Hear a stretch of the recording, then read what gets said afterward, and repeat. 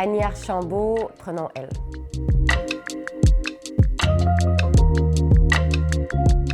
J'utilise mes plateformes sous différentes formes. Je pense que ceux qui sont le plus appréciés, c'est mes vidéos du Viens travailler avec moi. Donc pendant une journée, j'amène les gens voir un peu ce que je fais. J'essaye de varier aussi mon contenu dépendamment de mes journées. Sinon, des fois, je me fâche. J'aime bien dire ce que tout le monde sait dans le communautaire, mais qui se dit pas vraiment. J'aime dénoncer des choses inhumaines que je vois tous les jours. J'utilise principalement ça aussi pour sensibiliser monsieur, madame, tout le monde sur la réalité d'être une personne en situation d'itinérance et rappeler à tout le monde que personne n'est à l'abri. Personne n'est à l'abri de vivre une période d'itinérance dans sa vie, puis de mettre ça un peu dans leur face. Dans le fond, j'ai été environ 5 ans en situation d'itinérance. C'était suite à une période de violence conjugale. Puis, je sais pas ce qui s'est passé. Il y en a qui s'en sortent de plein de façons différentes. Moi, j'ai pas su vivre avec cette émotion-là, je pense. Puis, c'est comme mon monde a complètement éclaté. Il y a eu la période du procès qui a vraiment, qui m'a encore retraumatisée. Puis c'est là que j'ai rentré beaucoup dans la consommation, un peu par survie, en fait, psychologique. Puis, de fil en aiguille, je suis tombée dans l'itinérance cachée. Puis après, j'ai trouvé une place dans un logement, dans un programme pour jeunes femmes en difficulté qui s'appelle Passage, l'hébergement Passage. J'ai été là 2 ans et demi. Puis pendant que j'étais en logement, je suis devenue père aidante en intervention alternative. Être père aidant, c'est d'être engagé, basé sur ton vécu, puis on va te former. À un moment donné, je suis arrivée à un moment que je me suis dit, est-ce que je suis encore père aidante? Je vais l'être toute ma vie, mais j'avais plus un pied à l'intérieur et un pied à l'extérieur de l'itinérance ou de la grande précarité ou de la consommation. Et donc, je suis devenue intervenante par la suite. Et là, je fais ce que je fais aujourd'hui. Je suis travailleuse de rue. L'itinérance cachée, le but, c'est que ça se voit pas. Donc, tu pourrais jamais dire « Ah, cette personne-là, tu es en situation d'itinérance. » Tu as l'itinérance visible, qu'on dit celle qui dérange, et tu as l'itinérance cachée. C'est quelque chose qui touche beaucoup les femmes, les jeunes 12-35 ans et les personnes de la communauté LGBTQ+. Ça vise les personnes des communautés qui sont plus à risque d'agression ou qu'on veut pas justement qu'on montre qu'on est dans une période vulnérable de notre vie. Ça va être simplement de prendre le métro toute la journée. Puis quand je dis prendre le métro, c'est pas être assis sur le banc parce que là, c'est visible, donc c'est prendre physiquement vraiment le métro toute la journée, passer ses après-midi dans des bibliothèques à lire des livres, faire à semblant que tu fais une sieste dans le parc, mais dans le fond, c'est juste tu dors, passer tes nuits au McDo, Tim Hortons. On voit aussi beaucoup de personnes qui acceptent d'échanger des services sexuels en échange d'un logement. Puis là, faut faire la part des choses. Il y a le travail du sexe, que c'est super pour ceux qui font ça pour s'épanouir, etc. Mais tu as aussi du travail du sexe par survie que beaucoup de personnes vivent lorsqu'ils sont en situation d'itinérance. Ça peut être aussi des personnes qui restent dans des logements insalubres à plusieurs personnes, qui n'ont pas de bail, qui dorment dans son auto. Là, il n'y a pas de chiffres, il n'y a pas de statistiques là-dessus parce que l'itinérance cachée, tu peux pas la compter. Elle se compte pas. Puis ça, c'est ce que moi, je pense qu'au fil des années, tu as l'itinérance cachée visible, puis c'est côte à côte. Puis je pense qu'il y a plus d'itinérance cachée que visible aujourd'hui à cause de l'oppression puis des villes. Mon travail actuel est 100% influencé par ce que j'ai vécu parce que j'ai décidé d'être l'intervenante que j'aurais aimé rencontrer. Toutes mes interventions sont basées sur mes formations je peux pas faire de l'intervention n'importe comment, mais c'est vraiment basé sur qu'est-ce que j'aurais aimé recevoir. Exemple, la Annie de la rue rencontre la Annie intervenante. C'est là-dessus que je me base. Après, est-ce que je peux toujours faire ça? Ça va dépendre des situations, mais j'essaie le plus possible d'être dans juste l'acceptation le plus totale. Puis je pense que oui, des fois, en tant qu'intervenant, on est confronté par nos valeurs personnelles qu'on a dans notre vie, puis ça l'arrive, puis c'est correct. Pour moi, tout le monde, peu importe, mérite la base dans la vie, puis le respect, puis l'humanisme. Des fois, ça a ses défis, puis c'est correct aussi, mais je me base sur Annie qui rencontre Annie, tu sais. Ouais. Quand moi, j'ai été dans la rue, en tout cas, à ce que je sache, j'ai jamais rencontré intervenante qui avaient vécu ça. Oui, mais un peu plus tard dans mon parcours, j'ai rencontré à un hébergement en particulier qui, aujourd'hui, genre, je suis sur le conseil d'administration et c'est l'hébergement qui me tient le plus à cœur au monde. Tu sais, t'appelles là-bas puis ils reconnaissent ta voix puis ils sont comme « Salut Annie », tu sais, même si t'es pas allée depuis 2 semaines, tu sais, c'est pas genre « C'est quoi ton numéro de dossier ». Il est 2 heures du matin, t'appelles en pleurant puis ils sont comme « Qu'est-ce qui se passe ». C'est vraiment un organisme qui travaille en réduction des méfaits comme je le fais aujourd'hui, qui est dans l'humanisme, qui travaille l'estime de soi. Puis là-bas, c'est comme une maison. Tu passes devant, tu ne sais même pas que c'est un hébergement. Puis ils t'accueillent avec du maquillage, tu peux prendre un bain avec de la mousse. C'est de la bouffe de maison, là, de la tourtière, puis tu sais, du pâté chinois. Maison fait par une cuisinière qui adore faire de la bonne bouffe. Puis c'était juste chaleureux. Puis c'était vraiment dans le respect que même si t'es en situation d'étinence, tu mérites de te dorloter. T'avais des coiffeurs des fois qui venaient nous coiffer. Ils nous sortaient des fois au spa 1 fois par année. Au Franco, tu sais, c'était beau comme place. Puis c'est vraiment la place qui m'a fait voir que je valais la peine, tu sais. Puis que tout le monde vaut la peine. Mais tu sais, tu l'oublies quand t'es dans la rue. Ils m'ont appris toute une autre façon de m'aimer, tu sais. Ça a tout changé ma façon de voir moi, en fait. Puis de faire comme, OK, genre, je vaux la peine, en fait. Puis je suis pas juste une grosse marde de la société, parce que c'est ça que la société te dit à tous les jours. Comment j'ai commencé à être parent aidante en intervention? En fait, c'est ça. Là, j'étais rendue dans le programme de logement pour jeunes femmes en difficulté et il y avait à chaque semaine des ateliers que tu étais payé salaire minimum à faire, qui étaient l'art, la danse, le yoga, le théâtre. Puis, je m'inscrivais beaucoup à ces activités-là parce que, me redonner confiance, aussi des sous pour me meubler de mon petit chez-moi.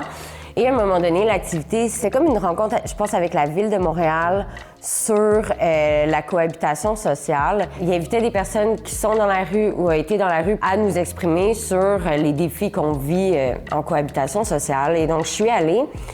Puis, il y a quelqu'un, après, qui est venu me voir et qui a dit « Ça fait une couple de fois que je te vois à des tables de concertation et tout, tu sais, tu travailles-tu pour un organisme? » Je dis « Ah, non, non, non. » Puis, il avait su que j'avais été dans la rue à cause de la table.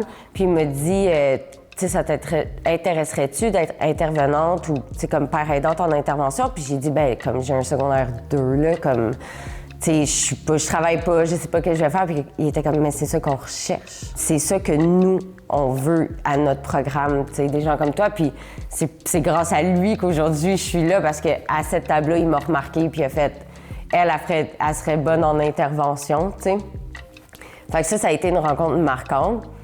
Mais tu sais, j'ai des rencontres marquantes à tous les jours. À tous les jours, il y a quelqu'un qui vient me chercher. Puis des fois, ça vient me chercher dans le mauvais sens, dans le sens, c'est déjà arrivé que je fasse une intervention puis qu'après, je parte en burn-out 2 mois après cette intervention-là. Puis c'est une réalité de terrain d'intervenant. Il y a des histoires d'horreur, puis il y a des belles histoires, tu sais. Mais des fois, c'est difficile à balancer, les deux. Puis ça fait en sorte que, pour moi, la création de contenu, comme... c'est important parce qu'il y en aurait moins d'histoires d'horreur si les citoyens étaient au courant, tu sais.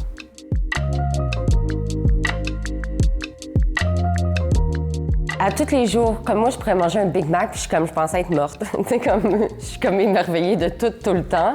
Des fois, peut-être trop. Tu sais, des fois, on me dit, mais tu sais, calme-toi. Puis je suis comme, non. J'étais une fille très malheureuse. Tu sais, je suis née comme avec le mal de vivre, on va dire. J'ai jamais je savais pas où fitter, je savais pas ce que j'allais faire dans la vie. J'ai toujours été très de gauche, j'ai toujours été la mouton noire. Puis là, je sais pas, on dirait que je me suis vraiment trouvée comme dans la vie aujourd'hui. C'est fou de se dire ça. Tu sais, que j'étais sûre, moi, que j'avais... Puis mes parents me l'ont dit plein de fois, Annie, nous, ça sonnait, là, notre téléphone était allumé, volume maximum, pendant 5 ans, parce qu'on pensait qu'on allait avoir un appel de toi retrouvé décédé dans une ruelle. Tu sais, c'était pas juste mon émotion à moi. Puis moi, je pense aussi, dans cette période-là, en fait, je m'en aurais foutu de mourir dans une ruelle. Pour vrai, tu sais. Puis mes parents ont vécu ça, ma famille, mon entourage a vécu ça, d'être « Est-ce qu'Annie va mourir aujourd'hui? » Puis c'était quotidien. Fait que mes parents aussi, je pense qu'ils me regardent aujourd'hui, ils sont comme « Ah ben, nice! » tu sais. En fait, la ville adopte une tolérance zéro envers les gens qui campent à Montréal, dans la ville, à défaut d'avoir un chez-soi. Donc, on met des gens dehors. Moi, je comprends pas cette logique-là, mettre des gens dehors. Puis les tactiques utilisées, il y a la première qui est tu reçois un papier avec un numéro d'infraction, avec le numéro du terrain public sur lequel tu campes en disant que tu as soit 24 heures, 48 heures, 72 heures pour quitter les lieux. Ça dit une petite phrase, le bien belle après, que tu peux utiliser les organismes nécessaires. Sachant très bien que, les hébergements débordent et deuxièmement, les hébergements ne viennent pas aux critères de tout le monde. Il faudrait beaucoup plus d'hébergements plus petits et spécifiques à plein de besoins, à plein de réalités, à plein de communautés différentes. C'est pas ça qu'on a. Donc, il y a plein de gens qui refusent d'aller dans les hébergements. Puis, de toute façon, comme j'ai dit, il n'y en a pas de place. Si la Ville décide enfin de dire la vérité sur les hébergements et qu'ils sont pleins, en avouant qu'il n'y a plus de place en hébergement, c'est d'avouer qu'on ne peut plus les démanteler. Parce que la raison pourquoi on les démantèle, c'est de dire qu'il y a de la place dans les ressources, il y a des hébergements, vas-y. Donc, si la Ville dit, il n'y en a plus de place, ils pourront plus dire on démantèle pour que les personnes aient des ressources, t'sais. La deuxième tactique, c'est par harcèlement, par intimidation. Il y a quelque temps, je m'en vais vers un campement, il y a comme 5 policiers autour d'une tente.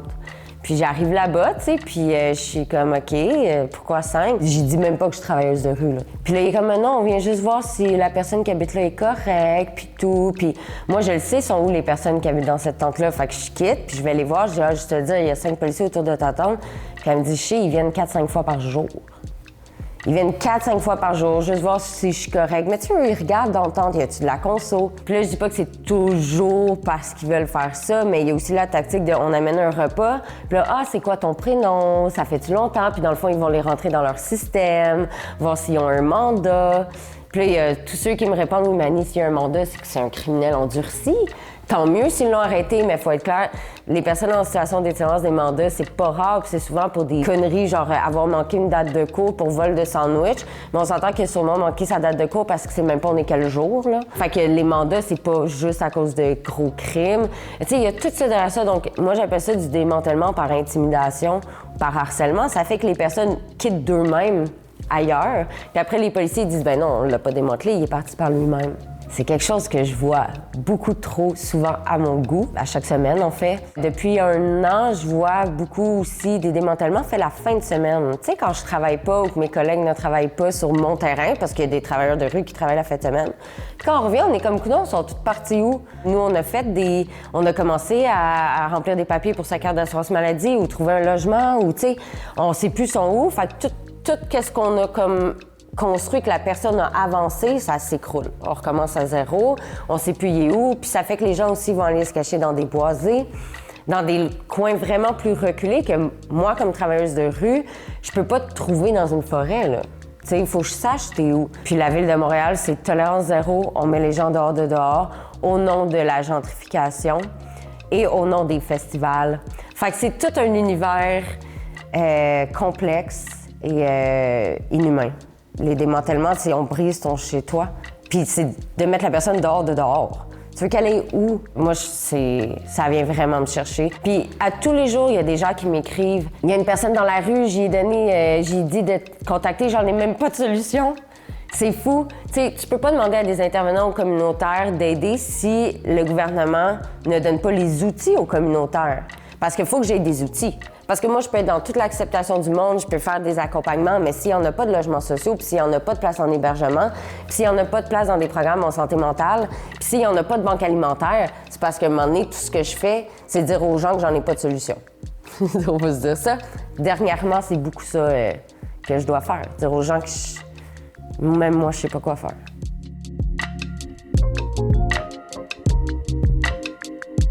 Sur le terrain, c'est quoi, moi, ma solution quand je dois dire aux gens que j'en ai pas de solution? C'est de rappeler aux gens de la rue que c'est pas de leur faute. Parce qu'il y a ça aussi, hein. Je pense que c'est de leur faute qu'ils ont pas de logement. Tu sais, que c'est parce qu'ils sont pas assez bons, c'est parce qu'ils ont pas assez essayé fort. Puis tu sais, le fameux « si tu veux, tu peux » qui est la phrase la plus privilégiée que j'entends sur les réseaux sociaux, mais si tu veux, là, ben t'es capable. D'avoir un logement, il y en a-tu des logements? T'sais, s'il y en a un qui se libère pour 4000 personnes, il te faut de la chance, mais aussi il te faut les outils. T'sais, le pouvoir, c'est des outils dans la vie. Puis il y en a pas. J'ai beaucoup de speeches, en tout cas, de personnes de la rue qui se disent comme « Mais j'ai tout fait, qu'est-ce qu'on m'a demandé? » Tu sais, selon l'institutionnel, selon le gouvernement, il me faut mon assurance maladie, mon certificat de naissance, prendre ma médication en santé mentale, arrêter de consommer, il faut que j'aille à tous mes rendez-vous. Puis là, les gens, ils font tout. Puis quand je dis tout, là, c'est que même moi, je ferais pas ça, OK? Puis ils en ont toujours pas de logement. Puis après, ils pensent que c'est de leur faute. Puis ils pensent que c'est parce qu'ils valent pas la peine. Puis dans ce temps-là, ça crée un échec. Mais l'échec, quand t'es en survie, c'est ça qui tue tout. Puis après, ça peut prendre des années avant que la personne pense qu'elle devrait peut-être juste réessayer, puis que peut-être qu'elle vaut la peine finalement. Fait qu'en tant qu'intervenant, c'est de leur rappeler que c'est le système. Puis en tant que citoyen, c'est de pointer le doigt au système. Parce qu'on est bon en 2023 pour mettre la faute sur l'individu. Si tu veux, tu peux. C'est un choix de vie. Ah ouais, mais il consomme. Mais c'est drôle, là. Mais tu sais, le joueur de hockey là, qui a avoué qu'il consommait puis il y a eu un standing ovation, il semble belle. Mais quelqu'un qui est dans la rue qui consomme, là, c'est comme... Ah non, ça c'est un choix par contre. Tu sais, il y a tout ce double standard-là que les gens appliquent sur les gens riches, que c'est correct, mais quand tu es dans le besoin, là, c'est un choix de vie, tu sais. Fait que je pense que le citoyen, il a aussi à regarder ses valeurs. Puis c'est correct, tu sais, de pas savoir. Mais éduquez-vous à la place, tu sais. Puis peut-être que là, on pourrait avancer. Arrêtez peut-être d'écouter l'institutionnel à chaque fois parce que clairement, ça fonctionne pas. Je comprends le citoyen qui écoute à la télé puis que la mairesse dit « ben il y en a des places », ben ils vont se dire « ben c'est correct, la mairesse a dit qu'il y en avait des places ». Mais il faut peut-être écouter ceux sur le terrain aussi, tu sais. Puis voter en conséquence de. Venir à les manifestations comme... Moi, bientôt, c'est sûr qu'un jour, je pète une coche puis je m'en vais camper à l'hôtel de ville. Là. Ça, c'est une question de quand. Mais tu sais, venez. Tu sais, comme... Il y a tout ça, tu sais. De comme prendre du temps dans ta journée puis comme appui.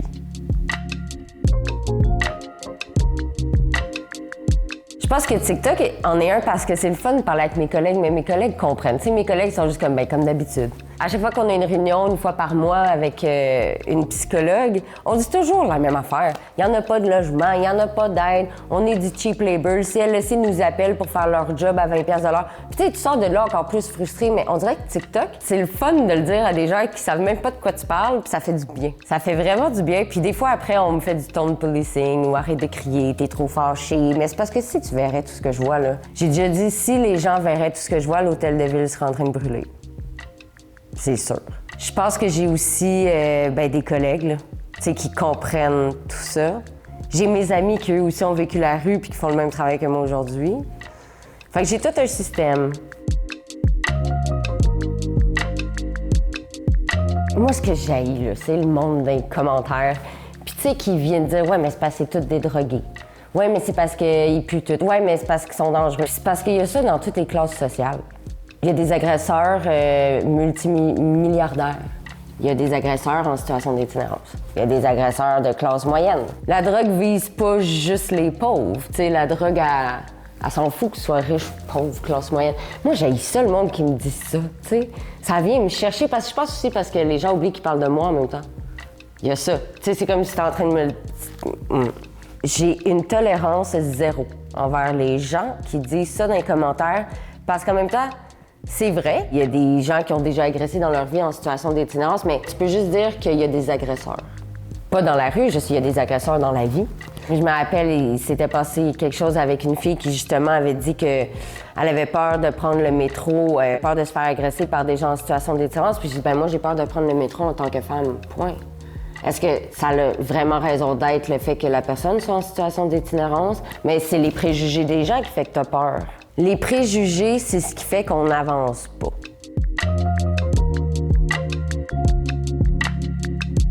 Mais je suis confrontante, puis c'est vrai, tu sais.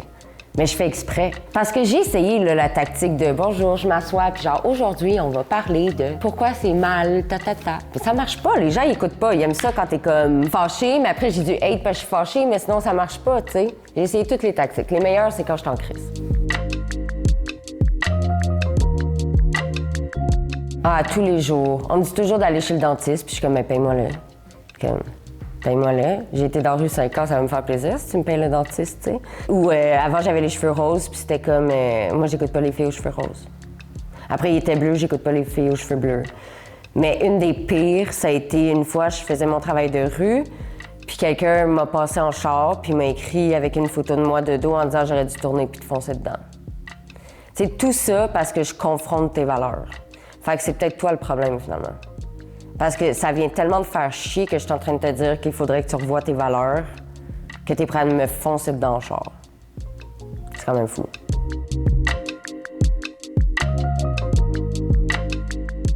J'en ai vraiment plein qui me disent qu'ils ont totalement changé leur façon de penser. Il y en a plein qui m'ont dit, tu sais quoi, j'ai réalisé que telle personne que je connais au travail est en situation d'itinérance, puis c'est juste à cause que j'ai parlé de l'itinérance cachée qu'ils ont compris ça. Les dons, oh mon Dieu, les dons que j'ai reçus. J'avais fait une wishlist Amazon de tentes de camping, sleeping bag, matelas de sol. C'était à tous les jours, 4-5 fois par jour. Des centaines et des centaines de dons. Que ça touche le plafond de dons, c'était beau à voir. Puis tu sais, il y en a presque plus. C'est fou comment ça va vite, hein? Mais c'était beau à voir.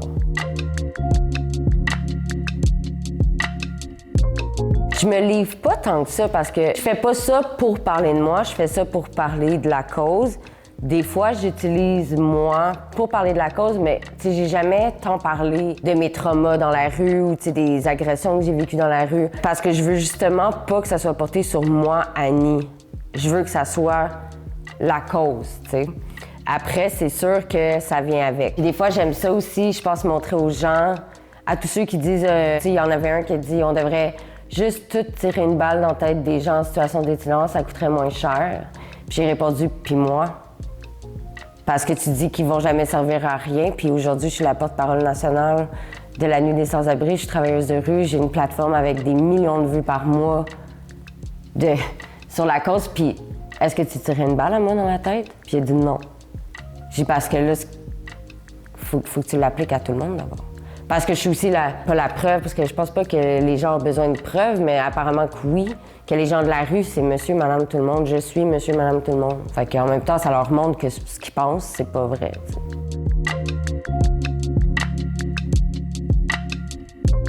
Quelqu'un qui voudrait se lancer là-dessus sur les réseaux sociaux, mais go, parce que, tu sais, des fois, il y en a qui pensent que j'ai décidé de représenter quelque chose quand ça a jamais été mon intention, c'est juste que personne d'autre le fait. Fait que tant qu'il y a personne d'autre qui le fait, je suis comme la seule associée à ça. Quand j'ai jamais prôné de représenter le travail de rue ou toute l'intervention en général, parce qu'il y a des intervenants qui m'aiment pas. C'est sûr que la personne de l'institutionnel, ce que je dis pour elle, c'est horrible. Puis il y en a aussi peut-être dans le communautaire qui sont pas d'accord avec ce que je dis, puis c'est super correct, mais quelqu'un, je pense, qui veut se lancer là-dedans, faites-le, puis tu sais, c'est correct parce que sur le terrain, il y a plein de réalités. Je suis allée justement à une conférence, j'ai rencontré des travailleurs de rang qui travaillent dans des rangs dans la campagne. T'sais, eux aussi, ça serait vraiment hot qu'on sache comment c'est leur réalité, parce que c'est partout au Québec ce que je fais. Comme allez-y, parlez, parce que plus qu'on est à parler, mieux ça va être. On est vraiment rendu à... Il faut que les citoyens embarquent avec nous, parce qu'on... ça marchera pas.